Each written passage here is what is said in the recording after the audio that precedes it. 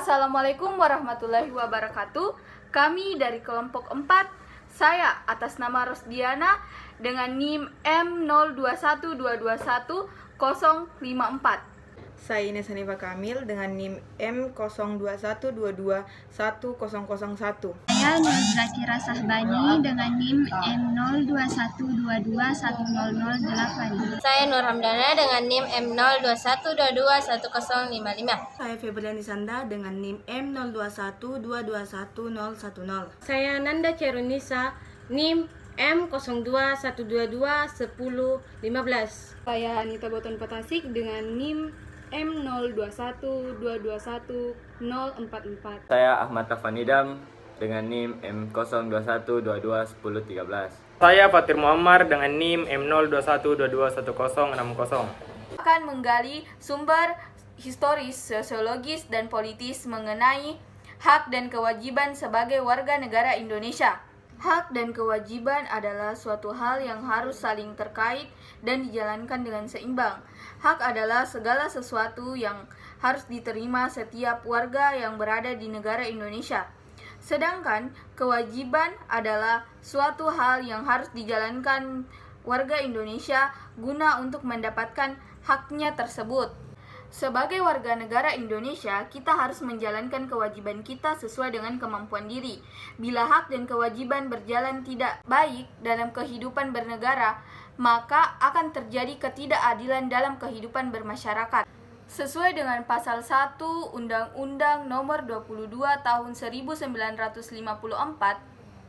Republik Indonesia adalah orang yang berdasarkan perundang-undangan, perjanjian, dan peraturan yang berlaku semenjak Proklamasi 17 Agustus 1945 dengan menjadi warga negara Republik Indonesia. Pertama, sumber historis. Secara historis, perjuangan menegakkan hak asasi manusia terjadi di dunia barat Eropa adalah John Locke, seorang filsuf Inggris pada abad ke-17 yang pertama kali merumuskan adanya hak alamiah, natural rights, yang melekat pada setiap diri manusia, yaitu hak atas hidup, hak kebebasan, dan hak memiliki.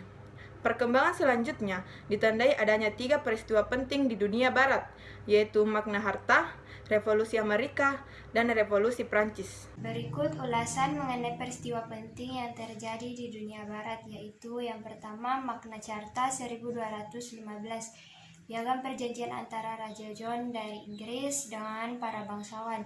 Isinya adalah pemberian jaminan beberapa hak oleh raja kepada para bangsawan beserta keturunannya, seperti hak untuk tidak dipenjarakan tanpa adanya pemeriksaan pengadilan. Jaminan itu diberikan sebagai balasan atas bantuan biaya pemerintahan yang telah diberikan oleh para bangsawan. Sejak saat itu, jaminan hak tersebut berkembang dan menjadi bagian dari sistem konstitusional Inggris. Yang kedua yaitu Revolusi Amerika 1276. Perang kemerdekaan rakyat Amerika Serikat melawan penjajahan Inggris disebut Revolusi Amerika. Deklarasi kemerdekaan Amerika Serikat menjadi negara merdeka pada tanggal 4 Juli 1776 merupakan hasil dari revolusi ini. C.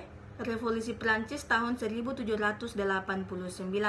Revolusi Prancis adalah bentuk perlawanan rakyat Prancis sendiri kepada rajanya yang telah bertindak sewenang-wenang. 2. Sumber sosiologis. Tuntutan tidak hanya tentang pemenuhan hak, melainkan juga kewajiban untuk mengembangkan solidaritas sosial dalam rangka kebahagiaan hidup bangsa secara menyeluruh.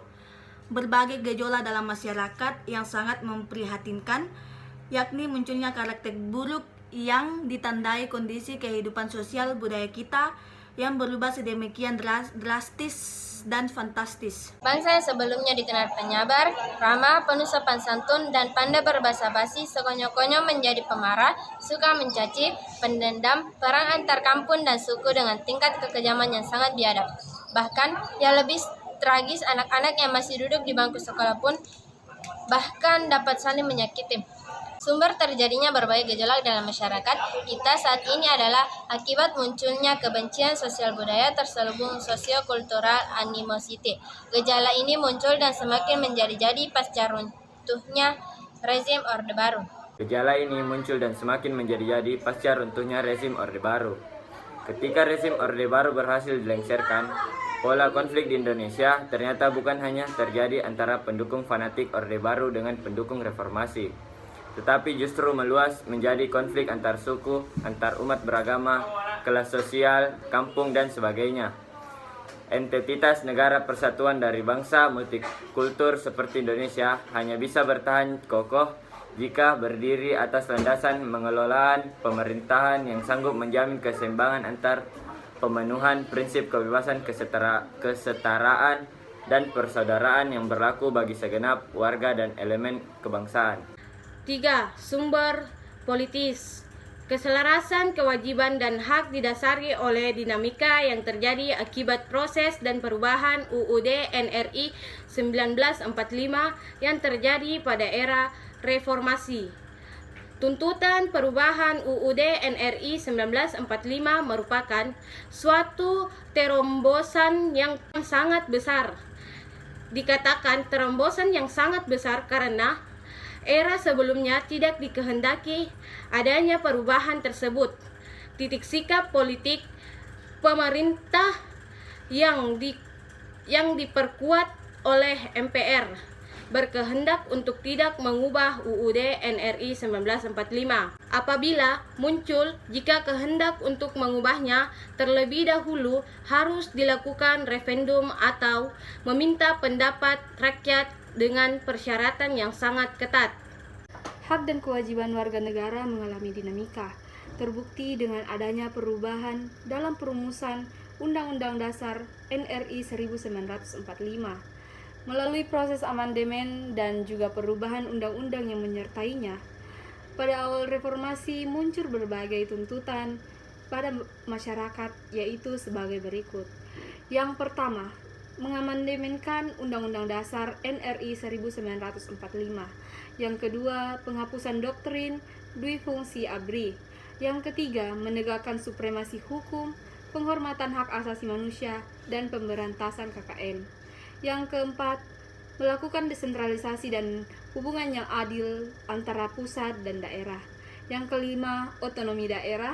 Dan yang keenam, kebebasan pers. Dalam perkembangannya, tuntutan perubahan Undang-Undang Negara Republik Indonesia tahun 1945 menjadi kebutuhan bersama bangsa Indonesia. Berdasarkan hal tersebut, MPR hasil PEMU tahun 1999 melakukan perubahan secara bertahap dan sistematis dalam 4 kali perubahan sesuai dengan kewenangannya yang diatur dalam pasal 3 dan pasal 37 Undang-Undang Negara Republik 1945, yaitu perubahan pertama pada sidang umum MPR tahun 1999, perubahan kedua pada sidang tahunan MPR tahun 2000, perubahan ketiga pada sidang tahunan MPR tahun 2001, perubahan keempat pada sidang tahunan MPR tahun 2002.